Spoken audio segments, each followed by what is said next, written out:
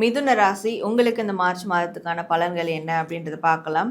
முதல் உங்களுடைய வேலை தொழில் சார்ந்த விஷயங்கள் எப்படி இருக்கும் அப்படின்றத பார்க்கலாம்.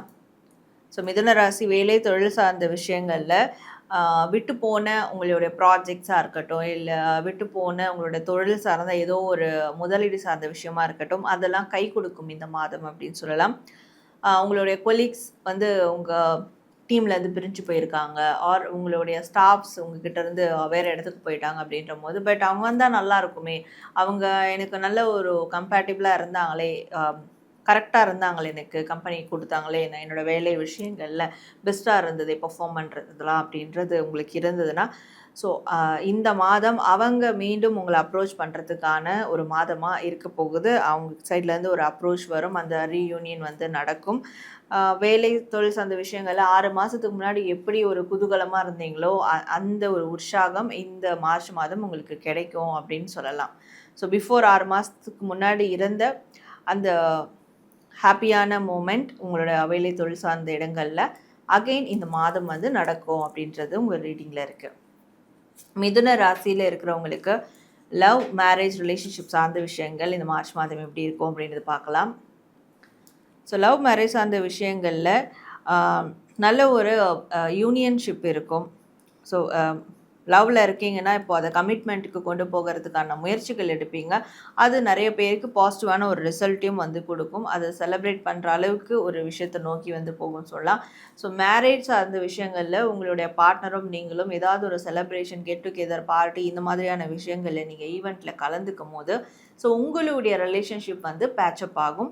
ஸோ அதனால் உங்களுக்கு 2 பேருக்கும் உள்ள அந்த அண்டர்ஸ்டாண்டிங், அந்த பாண்டிங் அதிகமாகும். ஸோ அப்போது ரிலேஷன்ஷிப் பொறுத்த வரைக்கும் உங்களுக்கு நல்ல விதமான ஒரு ட்விஸ்ட் இருக்குதுன்னு சொல்லலாம், ஒரு நல்ல விதமான ஒரு ரீயூனியன் இந்த மாதிரியான விஷயங்கள் இருக்குதுன்னு சொல்லலாம்.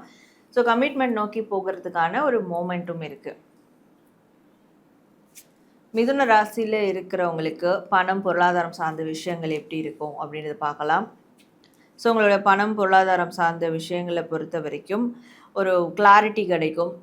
நம்ம என்ன பண்ணணும், அடுத்து எதெல்லாம் வந்து தவிர்த்திடணும், இந்த ஒரு கிளாரிட்டி கிடைக்கும். அண்ட் உங்களுடைய பொருளாதார நிலைமையை உயர்த்திக்கிறதுக்கு நீங்கள் என்ன மாதிரியான விஷயங்கள் பண்ணலாம் அப்படின்ற ஒரு கிளாரிட்டியான ஐடியாலஜி கிடைக்கும்.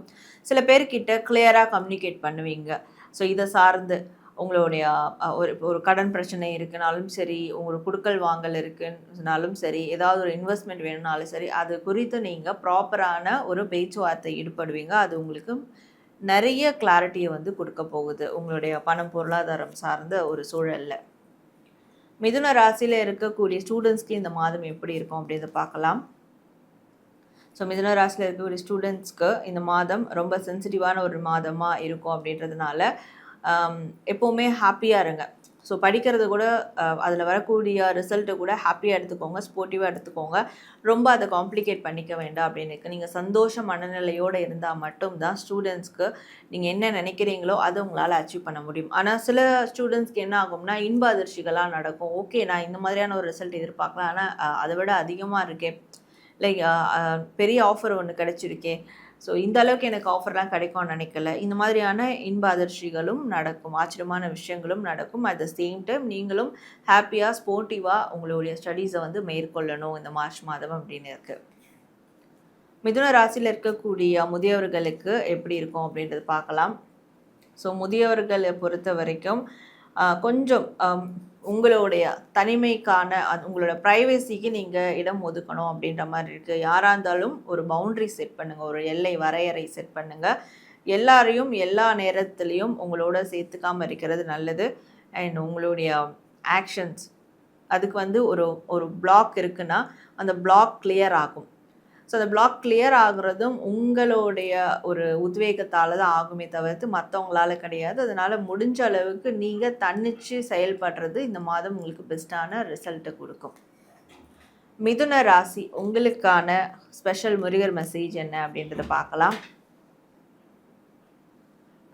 ஸோ முருகர் உங்களுக்கு தரக்கூடிய மெசேஜ் என்ன அப்படின்னு பார்க்கும்போது, நீங்கள் ஏதாவது ஒரு விஷயம் காரியத்தில் இறங்குறீங்க, ஒரு வேலை செய்கிறீங்க, ஆனால் அது எல்லாமே ஃபெயிலியர் ஆகுது, அது எனக்கு கரெக்டாக அது கிளிக் ஆக மாட்டேங்குது அப்படின்னு இருக்குன்னா, ஸோ முருகர் தரக்கூடிய பதில், உங்களுடைய இலக்கு சரியா இருக்கான்னு பாருங்க. நீங்க எத எய்ம் பண்றீங்க, அது சரியா இருக்கான்னு பாருங்க. உங்களுடைய அந்த கோல் சரியா இருக்கான்னு பாருங்க. அது சரியா இல்லாதபோது, நீங்க அதற்காக என்ன வேலை, என்ன வொர்க் அவுட் பண்ணாலும் அது ஃபெயிலியரா வாய்ப்பு இருக்கு.